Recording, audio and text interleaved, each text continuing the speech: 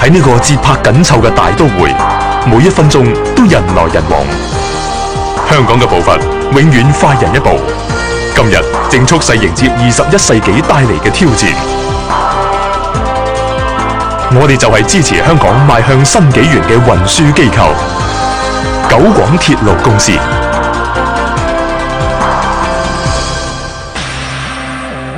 我哋嘅鐵路服務源自1910年，最初以單軌行走，後嚟經過不斷發展，喺1982年，九廣鐵路公司正式成立，從政府接管當時嘅九廣鐵路，亦即係現時嘅東鐵。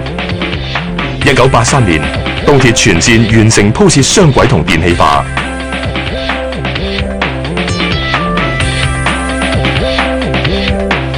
今日，九鐵除咗提供重型鐵路服務之外，仲有輕鐵同接駁巴士，每日嘅乘客量超過150萬人次。東鐵係香港嘅第一條鐵路，貫通新界東北同九龍市區。喺過去差唔多1個世紀，東鐵一直係唯一一條連接香港同內地嘅鐵路。2004年，尖沙咀支線同馬鞍山鐵路落成啟用。東鐵服務自70年代以嚟首次重返尖沙咀，並且伸延到馬鞍山一帶。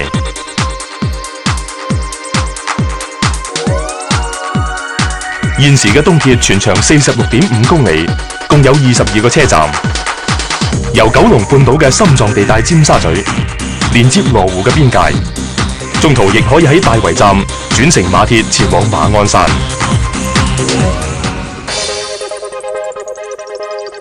2003年西鐵通車，九鐵網絡擴展到新界西北。西鐵連接屯門同深水埗，全長30.5公里，共有9個車站，其中2個站可以轉乘地鐵。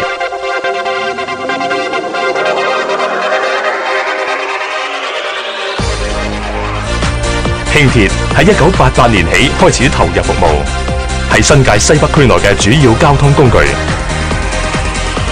西鐵通車後，輕鐵成為西鐵嘅主要接駁工具，方便市民前往九龍同香港市區。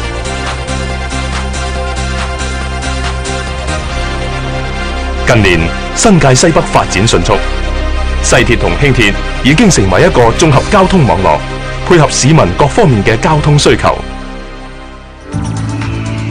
東鐵、西鐵同輕鐵沿線多個車站都有直達車站嘅接駁巴士線，方便乘客轉車去其他地方。西鐵尖沙咀支線同馬鞍山鐵路先後落成啟用，見證咗九鐵除咗鐵路營運之外，同樣有能力規劃同建造複雜而精密嘅世界級鐵路。九鐵服務香港超過90年，我哋嘅目標係要持續發展，滿足市民與日俱增嘅交通需求。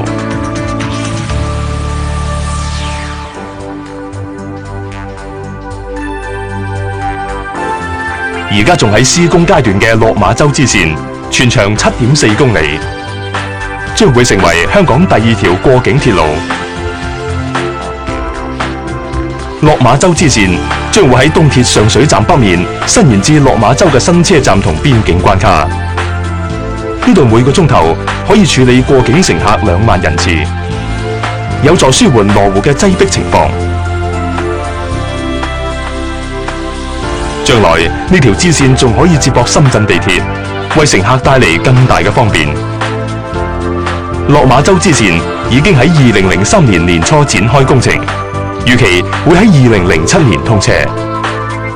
2002年，政府將九龍南線嘅建造同營運權批俾九鐵。呢條鐵路會將西鐵南昌站同東鐵尖東站連接起嚟。當呢條鐵路喺2009年落成之後，往來新界東、新界西同九龍市區嘅乘客都可以利用同一個鐵路系統去到目的地，方便快捷。九鐵提供唯一連接香港同內地嘅鐵路服務。隨住中港兩地嘅社會同經濟關係越嚟越密切，九鐵嘅角色亦越嚟越重要。我哋有班次頻密嘅直通車去廣州、上海同埋北京，而其中往返廣州嘅班次，仲有豪華雙層直通車九廣通提供服務。九廣通嘅車廂設施媲美先進嘅飛機客艙，為乘客帶嚟更舒適嘅旅程。為咗促進香港同內地嘅貨運業務，九鐵亦提供專業嘅鐵路貨運服務，處理過境嘅貨櫃、一般貨物同埋牲口。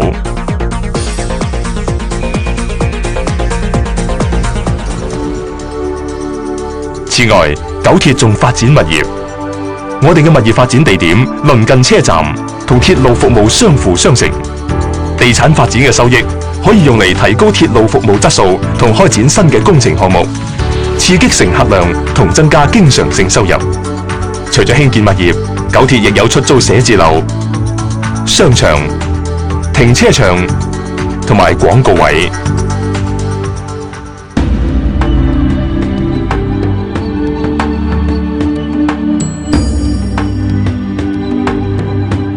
九廣鐵路公司一向以質量為先，除咗獲得 ISO 9000品質證書同 ISO 14000環保證書之外，過去我哋都贏咗唔少嘅獎項，無論喺品管、服務效率、環保表現、整體管理同人事管理方面，都屢獲殊榮。九鐵喺每一個營運同項目管理嘅環節，都顧及環境保護。我哋致力以環保嘅方式，滿足香港而家同未來嘅交通需要。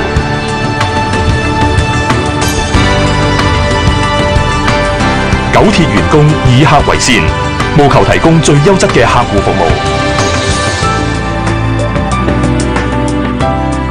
九鐵亦樂意承擔作為企業公民嘅責任。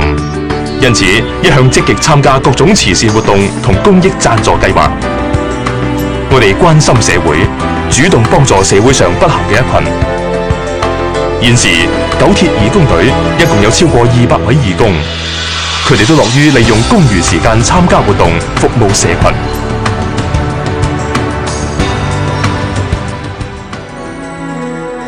一直以嚟，九鐵服務聯繫香港，九鐵會全力以赴，為香港嘅運輸建設作出貢獻。